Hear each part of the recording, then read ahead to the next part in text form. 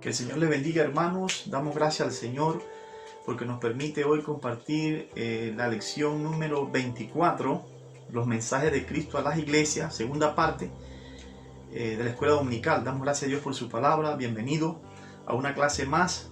Ya nuestro hermano Carlos pudo presentar la lección de las 4 primeras iglesias. Ahora nos quedan las 3 últimas iglesias, que son 7 iglesias. Y en este momento vamos a compartirlo para que podamos estudiarla de tal manera que seamos edificados. Primeramente vamos a orar. Padre nuestro que estás en el cielo, gracias por este momento, gracias por tu Santo Espíritu, porque nos permite, Señor, compartir la palabra de Dios, que esta palabra sea luz, lámpara que alumbre en la vida y el corazón de cada uno de nuestros hermanos y amigos que nos escuchan. Gracias, Señor, por permitirnos, Señor, compartir tu palabra en todo tiempo. En el nombre de Jesús, amén. Bienvenido al estudio de la palabra de Dios, como les acabo de invitar, y damos gracias al Señor por su palabra.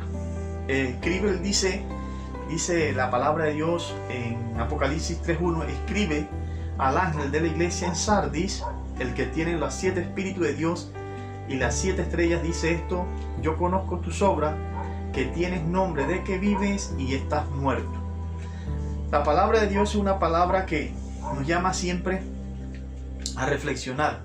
Y sobre todo en este momento vemos a Jesús como el sumo sacerdote entre aquellos 7 candeleros de oro que deben estar alumbrando, que son las 7 iglesias, y les habla de la necesidad que ellos tienen.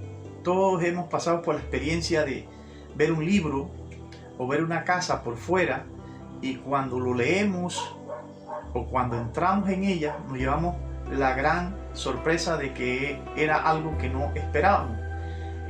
La portada muchas veces dice algunas cosas que no tiene el contenido, y lo más importante aquí que debemos resaltar es que Dios ve lo que está dentro de la iglesia a través del Espíritu Santo. Los 7 espíritus manifiesta la obra del Espíritu Santo. Es el Espíritu Santo que obra en las iglesias, y el Espíritu Santo conoce los corazones de las iglesias en este tiempo en que vivimos, y también conoce el interior de cada una de las iglesias a las cuales le habló. En esta iglesia que vamos a ver, que es Sardis, dice que la iglesia de Sardis es una iglesia que tiene muchos recursos, una iglesia que está en un lugar prominente, en un lugar defensivo, en un lugar donde había mucho oro, donde había mucha riqueza. La escaparada alrededor que la rodeaba le proveía seguridad contra cualquier enemigo. Pero hubieron 2 ocasiones en que fue conquistada, y en las 2 ocasiones hubo descuido de los vigilantes. En las 2 ocasiones había una vereda donde se podía subir a la ciudad, y en cierta ocasión dicen los historiadores que había un vigía que durmió, se le cayó el casco, y al buscarlo los ejércitos medos y persas lo observaron y descubrieron cómo entrar a la ciudad, y en la noche entraron y conquistaron la ciudad. Y otra vez nuevamente, al ser conquistada, también fue por descuido de uno de los vigilantes, del guardia.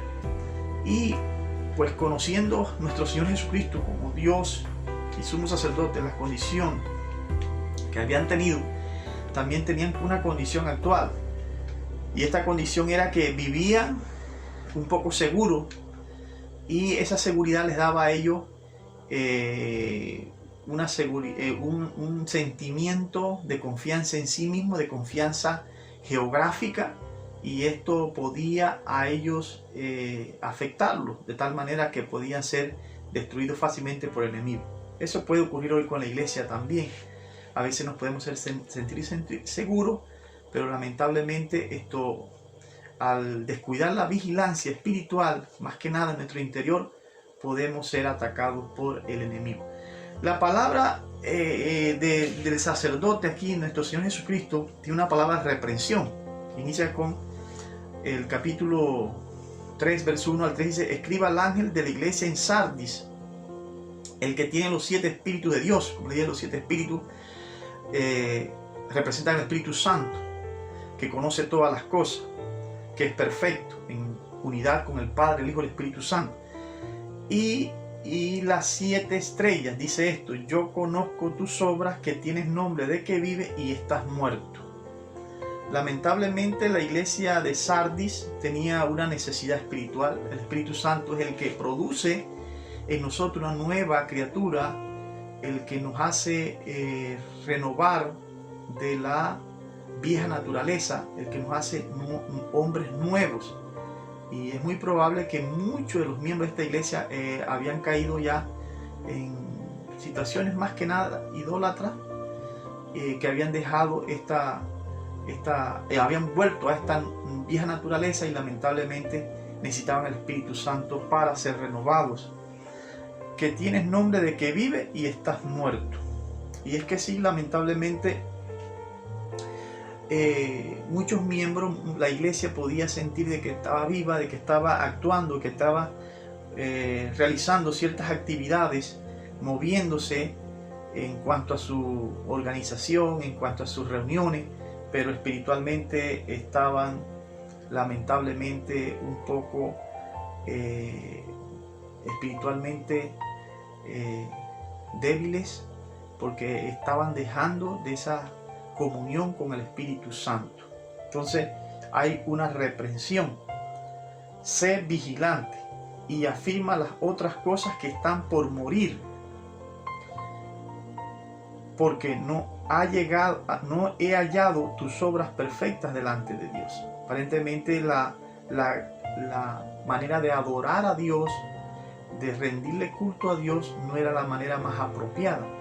Algunos escritores dicen que es probable que ellos estuvieran mezclando algunas actividades de idolatría en la adoración a Dios.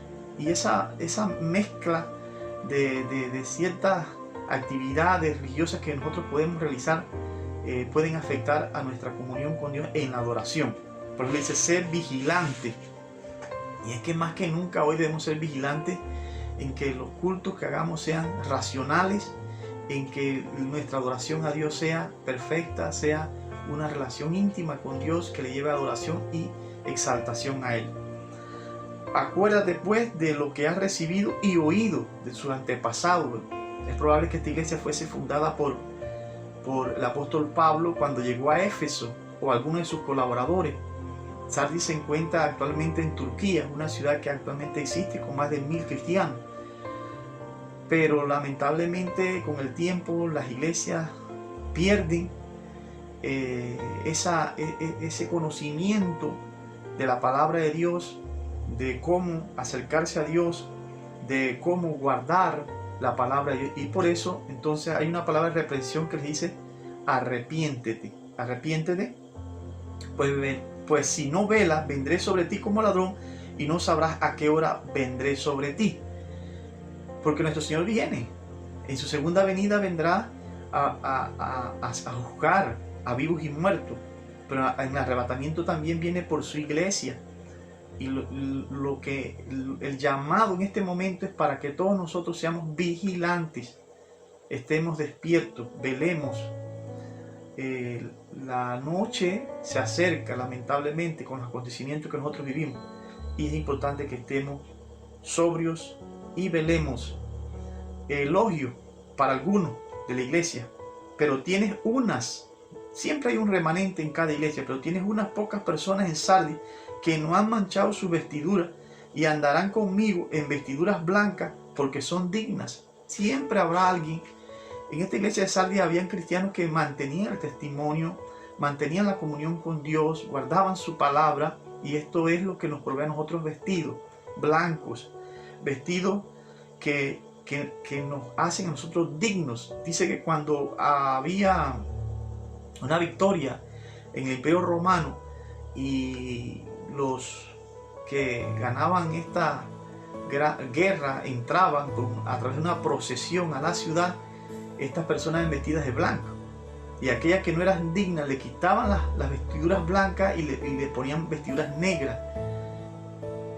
Dios quiera que todos los que estamos aquí, los que me escuchan, todos seamos dignos de portar vestiduras blancas, porque nuestra justicia es la justicia divina, pero sí necesitamos siempre llegar al arrepentimiento. El que venciere, entonces está aquí la promesa, siempre una promesa para cada una de las iglesias. Será vestido de vestiduras blancas y no borraré su nombre del libro de la vida y confesaré su nombre delante de mi Padre y delante de sus ángeles. Importante el nombre, importante escrito el nombre. En Roma se acostumbraba también a anotar en los libros de cada ciudad el nombre de cada ciudadano. Y eso lo hacía ciudadano, o sea, parte de esa ciudad y con derechos que tenía. Y nosotros, como hijos de Dios, hemos, gracias a Dios, sido anotados en el libro de la vida. Y si guardamos su palabra y nos mantenemos firmes buscándolo a Él, nuestros nombres van a estar escritos y nuestros nombres van a ser velados delante de nuestro Padre Celestial y de los ángeles. Qué importante es cuando nos llamen por nuestro nombre. Y nuestro nombre está escrito en el libro de la vida. El que tiene oído, oiga. Termina el mensaje para esta iglesia. El que tiene oído, oiga lo que el Espíritu dice a las iglesias. Importante oír, porque dice que la fe se produce por el oír y el oír la palabra de Dios. La siguiente iglesia, vamos a ver Sardis, Filadelfia y Laodicea, que son las últimas tres iglesias. Filadelfia es una iglesia de las pocas que, igual que Esmirna, que no tienen reproche. Que nuestro Señor Jesucristo, el sacerdote que las conoce, que las ministra, que recibe la adoración de ellas, Él no tiene ningún reproche. Una iglesia que Dios, nuestro Señor Jesucristo, la felicita, la elogia por su buena actitud, su buen comportamiento. Y si entramos en historia, los historiadores dicen que esta iglesia tuvo el nombre del hermano de Átalo II, que lo trató tan bien que le apodaban Filadelfo, que no es más que amor de hermano o amor al hermano. Y Átalo, cuando conquistó esta ciudad, le puso el nombre a su hermano, Filadelfo. Esta iglesia manifiesta amor. El amor es confianza en Dios y la elogia diciéndole lo siguiente en el verso 7: escriba al ángel de la iglesia en Filadelfia, esto dice el santo, el verdadero, el que tiene la llave de David, el que abre y ninguno cierra, y cierra y ninguno abre. La llave de David, ¿por qué? Porque es el descendiente de David, de la dinastía davídica, nuestro Señor Jesucristo, quien tiene el control para todas las cosas, quien abre puertas y nadie puede cerrar, y cierra puertas y nadie puede abrir. Esta iglesia estaba siendo perseguida por la sinagoga o los miembros de la sinagoga judía que se encontraban ahí. Muchos judíos estaban en esta ciudad de Filadelfia, una ciudad que estaba sobre una región un poco inestable geológicamente. Se producían ahí muchos terremotos. Es más, hubieron 2 terremotos. En el año 17 hubo un terremoto que la destruyó por completo. Es una ciudad que necesitaba, una iglesia que necesitaba la ayuda del Señor, y el Señor le abría una puerta a ella, una puerta para entrar en comunión con ella, una puerta para recibir sus promesas, una puerta para ser bendecida, ya que ellos estaban siendo perseguidos por los judíos que realmente no lo eran, y personas que se decían ser más allegados a Dios o merecedores de las promesas divinas, y rechazaban a los cristianos. Entonces tienen una puerta abierta como la tiene la iglesia hoy. Tenemos una puerta abierta. Pensamos que todas las puertas están cerradas. No están cerradas para nosotros. Hay una puerta de bendición para nosotros, para tener íntima relación con Dios. Una puerta de recompensa de parte de Dios, de provisión de parte de Dios, de sanidad divina de parte de Dios para nosotros. Así que no estamos solos. Hay una puerta que Cristo nos abrió a nosotros. Yo conozco tus obras. He aquí, he puesto delante de ti una puerta abierta, la cual nadie puede cerrar. Porque aunque tienes poca fuerza, has guardado mi palabra y no has negado mi nombre. Importante. Guardado mi palabra y no has negado mi nombre. Con toda la persecución que tenían de los romanos y aún de los cristianos, de los judíos, de los judaizantes, ellos mantenían el nombre de Cristo en alto y guardaban su palabra. Y mientras guardemos la palabra de Dios, Mientras nosotros busquemos al Señor, habrá una puerta abierta para el pueblo cristiano. En medio de todas las crisis, habrá una puerta abierta. Y hay una puerta abierta para ti y para mí, y esa se llama Jesús. Jesús es la puerta que se abre para nosotros, para que nosotros recibamos toda bendición y vida eterna. Y aquí yo entrego de la sinagoga de Satanás, está hablando de los judíos, a los que se dicen ser judíos y no lo son, sino que mienten. He aquí yo haré que vengan y se postren a tus pies y conozcan que yo te he amado. Una iglesia amada por el Señor. El Señor se encarga de sus enemigos y se encarga de los enemigos de la iglesia en este tiempo también. Todos sabemos que el diablo es nuestro principal enemigo. Y el diablo utiliza todo tipo de medios para atacar a la iglesia, para atacarnos a nosotros, para atacar a nuestra familia. Usa demonios, usa toda clase de espíritus. Pero el Señor se ocupará de nuestro enemigo, porque nuestra guerra no es contra carne y sangre, sino contra huestes espirituales de maldad. O sea, nosotros no tenemos que luchar contra las personas. El Señor se encargará de cada uno. Y se iba a encargar de estos judíos, de esta sinagoga de Satanás, de estos hombres y mujeres que realmente no buscaban su nombre, no creían en su nombre, lo rechazaban y perseguían y maltrataban y infamaban a la iglesia, a los hijos de Dios. Por cuanto has guardado la palabra de mi paciencia, has guardado la palabra de mi paciencia, dice aquí en el verso 10, yo también te guardaré de la hora de la prueba que ha de venir sobre el mundo entero, para probar a los que moran sobre la tierra. La iglesia va a pasar por situaciones aún más difíciles que hemos pasado en el 2020 y estamos pasando en el 2021. Pero Cristo nos promete a nosotros guardarnos. Es una promesa la cual debemos apropiarnos. Somos el pueblo de Dios y Él nos va a guardar a nosotros, así como guardó a la iglesia de Sardis. Y aquí yo vengo, pronto retén lo que tienes para que ninguno tome tu corona. Hay una corona que el Señor tiene preparada para nosotros y nosotros debemos mantenernos firmes, retener la palabra de Dios en nuestra vida, retener las bendiciones de Dios, retener el testimonio divino, para que nadie tome nuestra corona.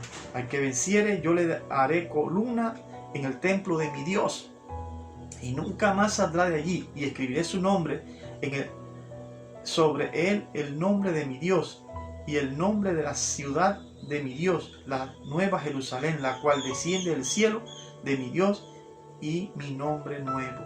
Una ciudad que todos sabemos Filadelfia había sido destruida, había sido restaurada, pero por terremoto. Y cuando ocurre un terremoto, lo último que se caen son las columnas, las que están más firmes. Por eso el Señor dice, yo le haré columna en el templo de mi Dios.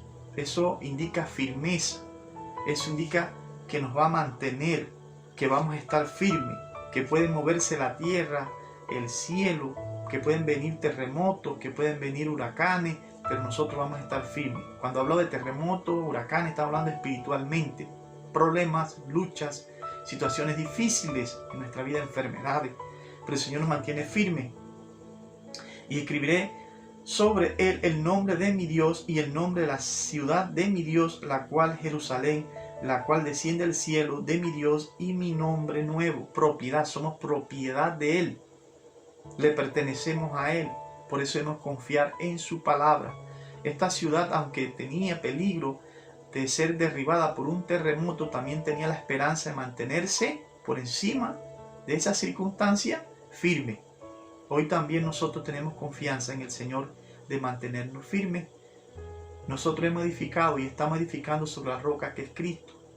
Cuando vengan los huracanes, las tormentas, los vientos, los ríos y den sobre nuestra casa debe permanecer, porque nosotros estamos obedeciendo su palabra y siguiendo su camino, siguiendo sus mandamientos. Y esta es una promesa maravillosa para todos nosotros. Y por último tenemos la iglesia de Laodicea, que muchos comparan con la iglesia de nuestro tiempo, aunque todas tienen sus paralelismos con las situaciones que nosotros vivimos actualmente.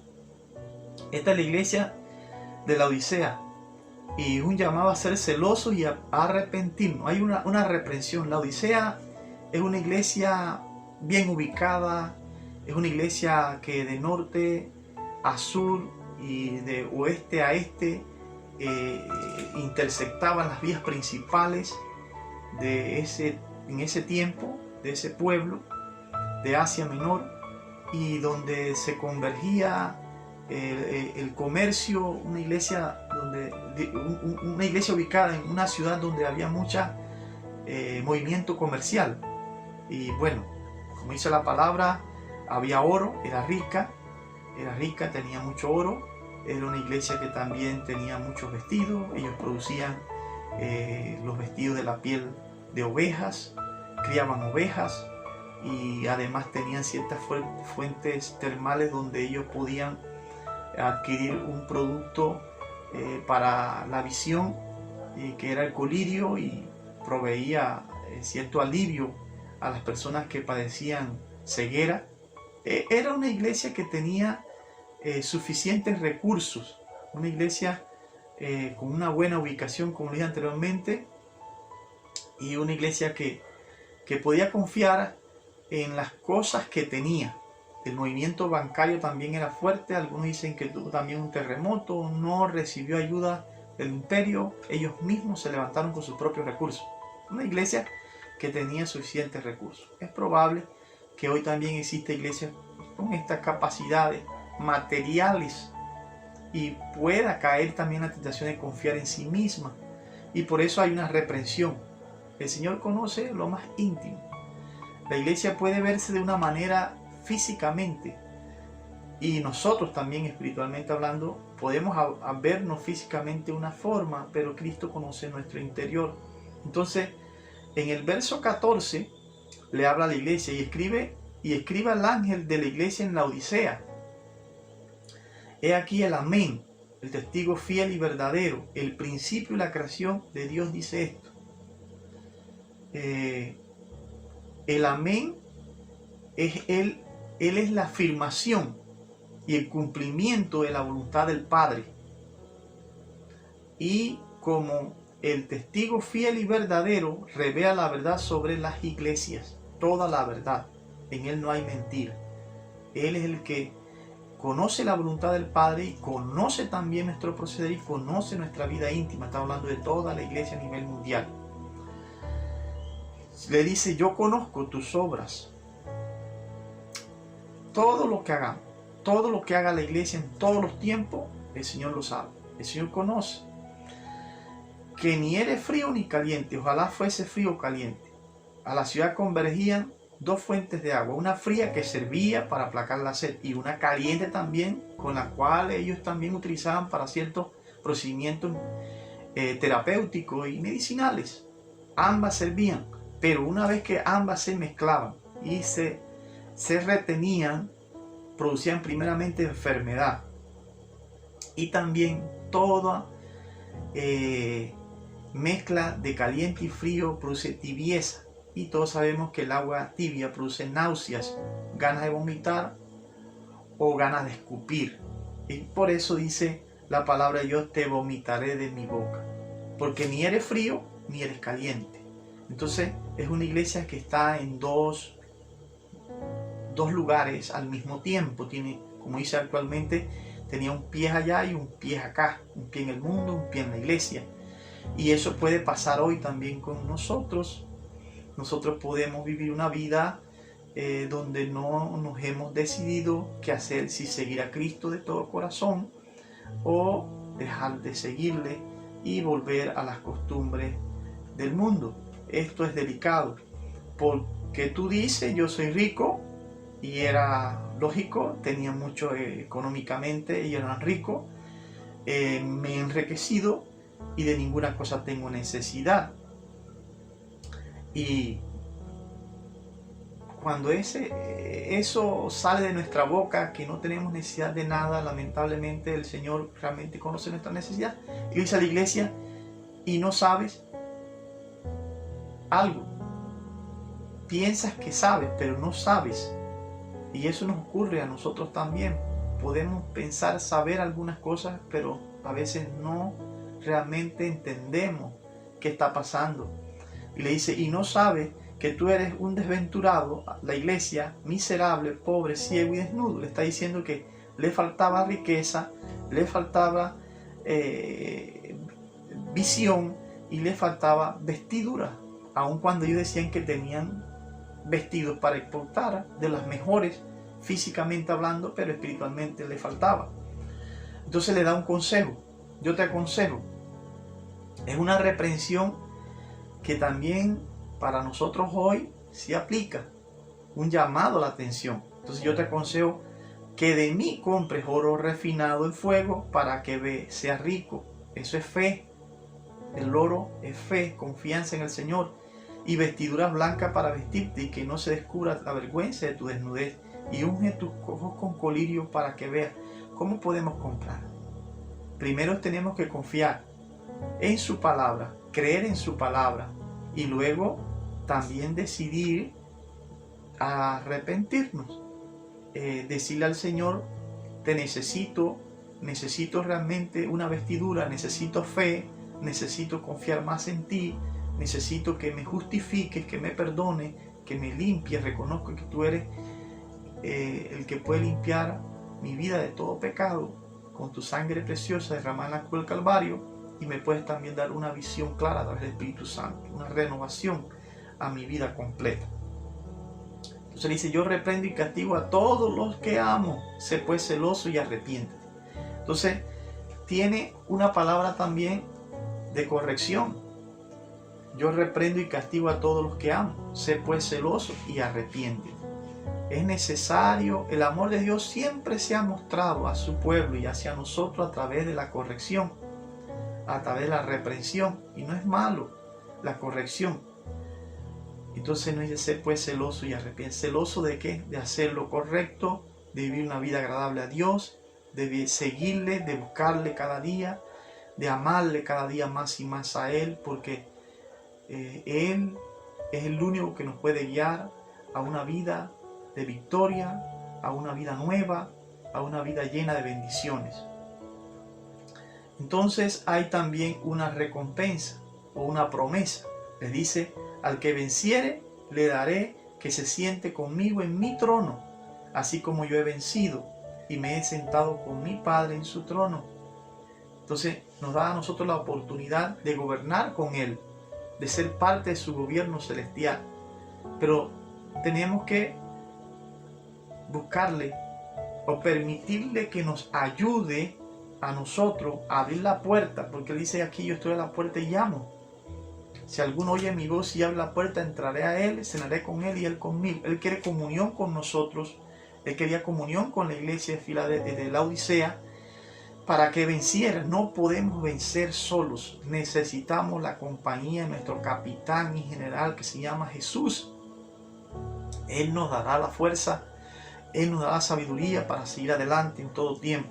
El que tiene oído, oiga lo que el Espíritu dice a las iglesias. Yo creo que todos hemos escuchado, yo creo que hemos analizado la palabra de Dios, y en estas tres iglesias que he resumido, porque si me pongo a analizar profundamente cada una de ellas, pues un mensaje, una clase diferente. Pero hemos analizado la iglesia de Sardis, una iglesia que se le llama ser vigilante espiritualmente. Hoy más que nunca debemos vigilar todas las cosas que entran a nuestra mente, a nuestros ojos, lo que pensamos, lo que sentimos.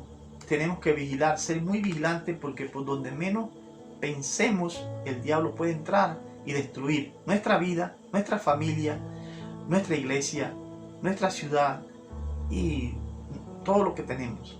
Es bien importante. Y también la iglesia de Filadelfia.